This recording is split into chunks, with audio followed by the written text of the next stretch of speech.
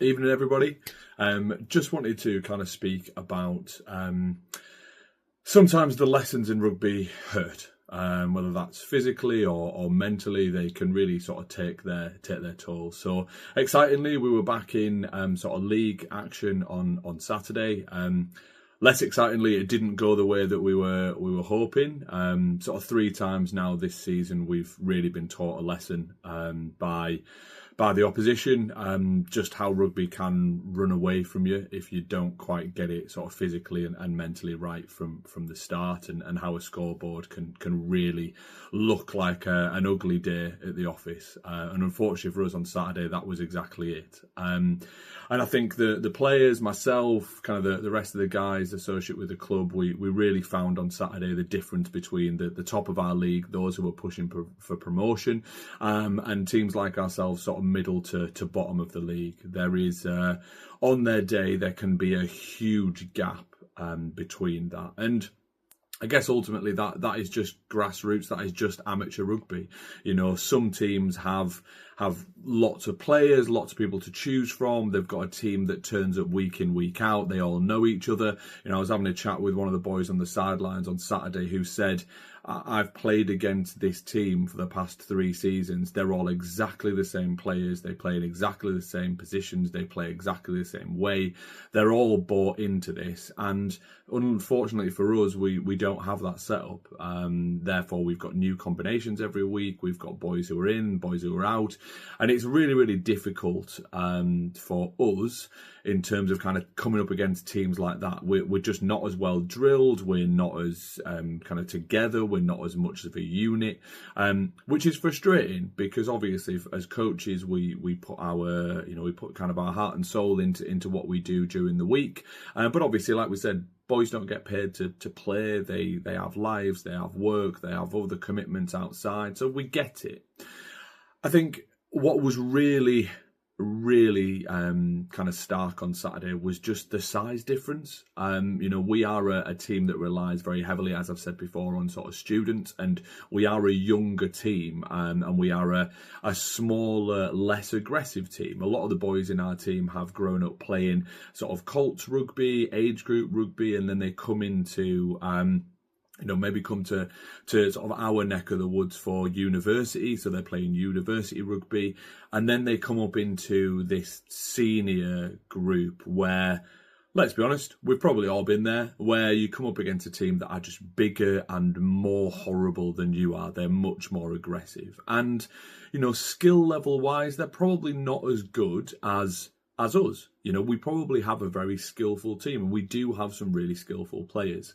But what really stood out on Saturday was the sheer size and just the want and aggression of that team to not only run through you, but to run over the top of you. There wasn't too much going for gaps. It was very much a run at faces rather than spaces mentality. Kind of suck people in, draw their energy out by making you constantly tackle, constantly hit things, and big bodies just constantly coming at you. And I was really proud of the team. For the first 10-15 minutes, we hit everything that we moved. We counter-rucked as much as we could.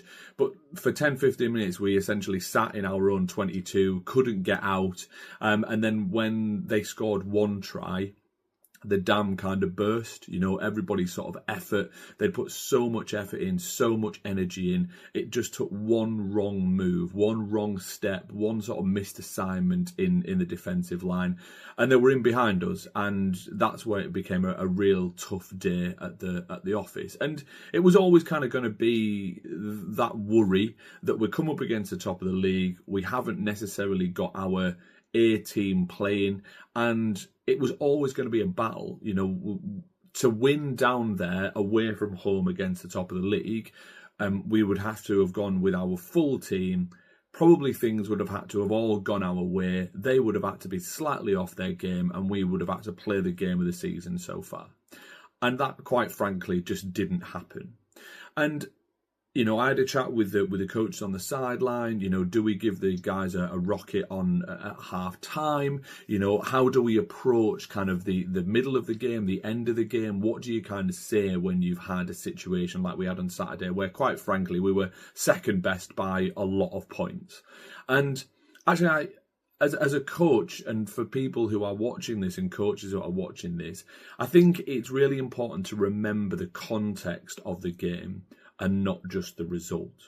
Ultimately, yes, we could have shouted and screamed and kicked water bottles and stuff like that on Saturday, being so many points behind at half time and then going on to lose by so many points. But actually, I stopped myself and sort of thought about this in the context. The boys were doing everything that I asked them to do. They were getting up off the line aggressively. They were trying to use the ball where they could. They were putting pressure on. But initially, we were just losing the first contact. The players that we were playing against, the guys were flying up. They were trying to put hits on. They were trying to hang on. But because of the size and the aggression that team were running with, we were losing the first contact, which doesn't necessarily mean anybody's doing anything wrong. You've just been bounced back by a bigger player, and then that bigger player is offloading the ball. They're in behind, and then you're on red alert. The systems are running all over the place. They've breached your defensive line, and it's not from the want of people not being in the right position or not trying. It's simply down to the fact that you lost that initial contact, and therefore you are on the back foot trying to scramble, and then you're losing more energy by trying to scramble, by trying to get back. There wasn't at any point really on the game where we were on the front foot and putting pressure on. So this week we're going to try and pick the boys up best we can. We've got a really important game on Saturday, and we're going to try and focus on the positive things that we did on Saturday rather than kind of, throw the toys out of the pram and try and restart everything. But as a coach in that situation, are you able to stop and kind of consider the context of a loss rather than just the result that's there? It'd be really interesting to kind of get your guys' thoughts. So drop me a message, pop something in the comments. Are you somebody that is able to separate the result from the context about why it came about?